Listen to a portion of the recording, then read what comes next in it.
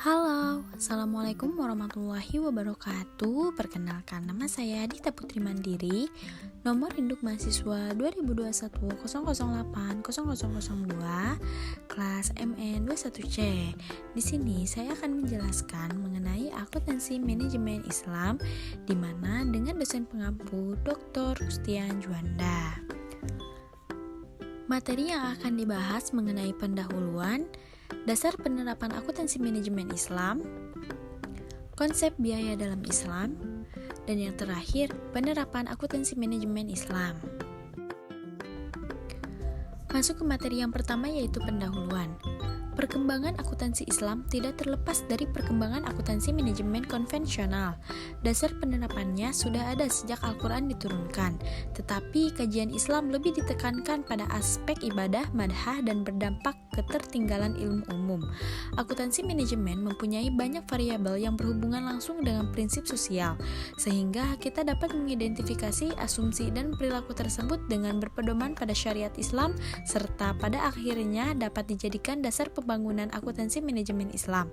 Prinsip yang dipakai adalah menjaga sesuatu yang baik yang ada sebelumnya dan mencoba mencari hal baru yang lebih baik dari prinsip yang sudah ada. Oleh karena itu, implementasi prinsip ini adalah yaitu menggunakan kaidah akuntansi manajemen konvensional yang ada, kemudian mencoba menemukan konsep yang lebih baik yang bersumber dari Al-Quran dan hadis yang pada akhirnya menemukan prinsip akuntansi manajemen Islam. Perkembangan kehidupan masyarakat Islam yang menerapkan prinsip Islam dalam bermuamalah saat ini ditandai dengan memenuhnya lembaga keuangan bank dan non-bank syariat, kemudian berkembang pula produk-produk halal.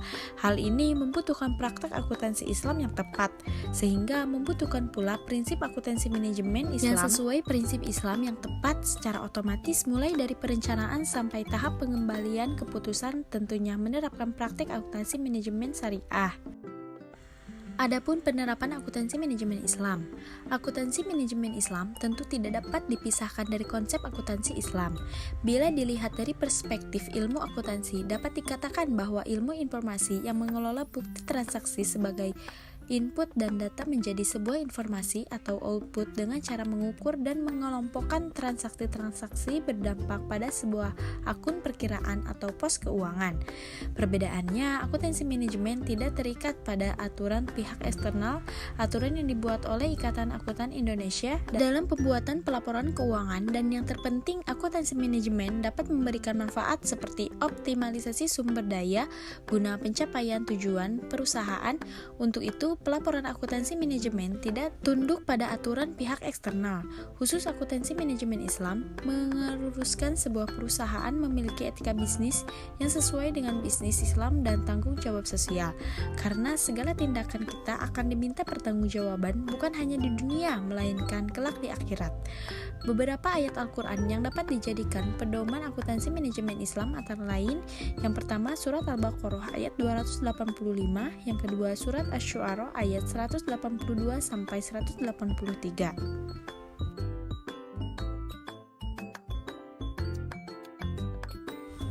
Adapun konsep biaya dalam Islam, salah satu prinsip dalam ajaran Islam adalah melakukan pemanfaatan sumber daya yang ada dengan menjalankan prinsip keadilan dan menghindari eksploitasi sumber daya yang ada.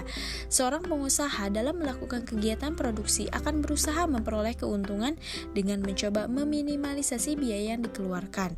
Biaya dalam Islam hanya memperhatikan konsep halal dan haram. Pada akuntansi manajemen, Islam menitik beratkan tentang sumber pembiayaan khususnya dalam memproduksi barang dan jasa. Dalam Islam harus qot atau jelas. Dalam artian harus jelas, memproduksi barang halal dan jelas asal biaya yang digunakan dalam kegiatan produksi tersebut. Modal menjadi perhatian khusus dalam konsep biaya dalam Islam, berhubung biaya modal yang digunakan dalam proses produksi harus jelas dari mana asalnya, yaitu bisa berasal dari pinjaman baik, pinjaman jangka pendek maupun pinjaman jangka panjang. Menurut ajaran Islam, segala bentuk aktivitas manusia dalam bermuamalah tidak boleh mengandung unsur maghrib, yaitu masyir, goror, dan riba. Semua bentuk kegiatan yang dilakukan seorang muslim harus menghindari aktivitas yang mengandung ketidakjelasan atau goror, penipuan masyir, dan menghindari transaksi yang mengandung unsur riba atau bunga.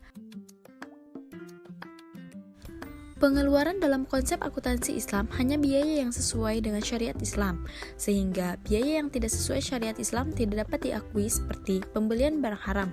Pembelian barang haram harus dihindari karena semua aktivitas usaha dalam Islam dinilai halal. Haramnya bukan hanya faktor ekonomi saja yang menjadi dasar keberlangsungan kegiatan usaha. Yang kedua yaitu biaya suap. Biaya suap tidak diakui dalam Islam karena jelas diharamkan dan Rasulullah melaknat orang yang menerima dan yang memberi suap. Yang ketiga, infak, sedekah, dan wakaf. Pengeluaran yang berkaitan dengan infak, sedekah, dan wakaf bukan diakui sebagai biaya tetapi diakui sebagai investasi unik kekal di akhirat. Selanjutnya yaitu pembayaran bunga bank. Pengeluaran untuk membayar bunga bank tidak diakui sebagai biaya dalam Islam karena bunga bank haram hukumnya berhubung mengandung unsur riba. Yang kedua, pengeluaran zakat. Pengeluaran zakat diakui sebagai pengeluaran yang harus dilakukan ketika sebuah usaha mendapatkan keuntungan di atas nisab dan masuk haul. Penerapan akuntansi manajemen Islam. Ada beberapa cara penerapan akuntansi manajemen Islam, yaitu yang pertama, biaya produksi. Biaya produksi terbagi menjadi biaya tetap dan biaya variabel. Yang kedua, activity based costing. Yang ketiga, activity based management. Yang keempat, penganggaran untuk perencanaan dan pengendalian. Yang kelima, analisis CVV. Nah, itulah penjelasan mengenai akuntansi manajemen Islam. Semoga dapat bermanfaat. Wassalamualaikum warahmatullahi wabarakatuh.